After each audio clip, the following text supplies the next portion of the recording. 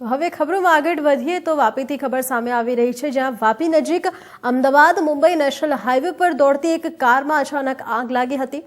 વાપીની એક ટ્રાવેલ એજન્સીની કાર પૂરઝડપે વાપી તરફ આવી રહી હતી, જે મોહનગામ ફાટક નજીકથી પસાર થઈ રહી હતી।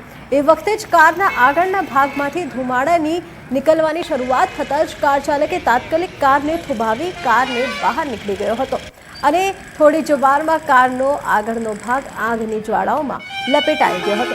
બનાવ બાદ આસપાસના વિસ્તારમાં દોડધામ પણ મચી ગઈ હતી। જોકે સદનસીબે આ ઘટનામાં કાર ચાલકનો આબાદ બચાવ થયો હતો અને કોઈક ઈજા કે જાનહાનિ થઈ નથી। લોકોએ હશકારો અનુભવ્યો હતો, પરંતુ આગ લાગવાનું કારણ હજુ સુધી જાણી શકાયું નથી।